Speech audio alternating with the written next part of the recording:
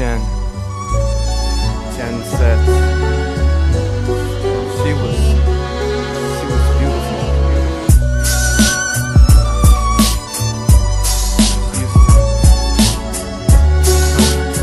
Still think about it sometimes. Jenn Sets was the new kid in school when I was 17. She walked the halls alone, stoned as an empty queen. Seldom seen, bare bone, but graceful all the same. She sit at the picnic tables even when it rained, content.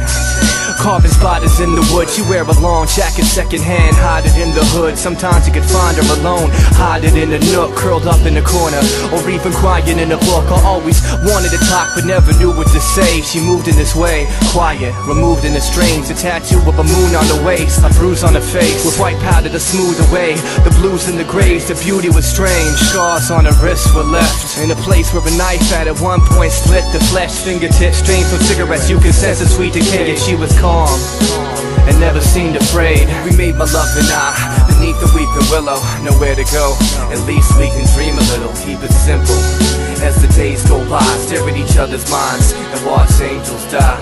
We made my love and I beneath the weeping willow. Nowhere to go, at least we can dream a little. Keep it simple as the days go by. Stare at each other's minds and watch angels die. One day walking down the street, I saw her sitting on the curb, throwing crumbs of bread down to a little ring of birds. The pigeons didn't stir, they gravitated to her silence, dressed in black.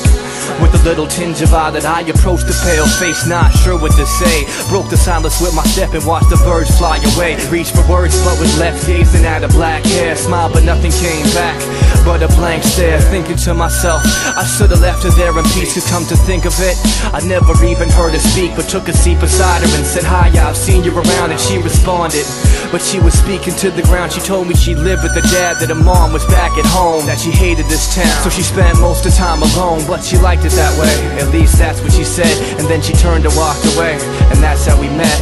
We made my love and I beneath the weeping willow. Nowhere to go, at least we can dream a little. Keep it simple as the days go by. Stare at each other's minds and watch angels die.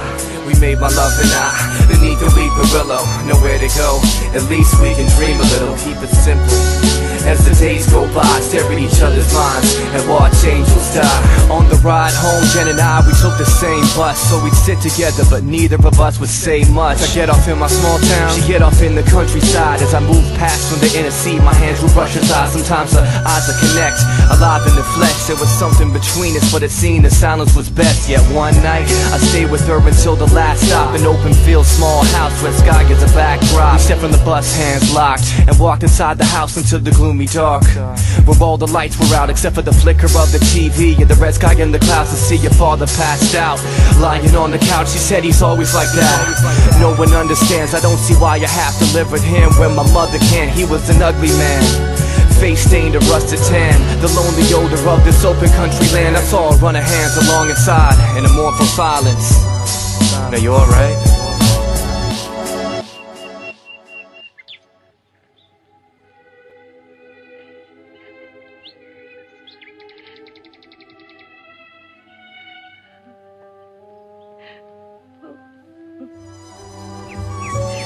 And she said, "Come, I have something to show you, a place that I love, that I want you to go to." I followed as she ran off deep into the field, to the weeping willow, where she stopped and said, "Here, Father said it's been growing more than 100 years. It's where I lie and let the wind whisper sweet nothings in my ear." So we sat under the tree and I could feel her holding on. The skin was cold and soft, but below her soul was calm. Lying on stones of moss until the sun rose at dawn, watching the smoke and smog roll across the open pond.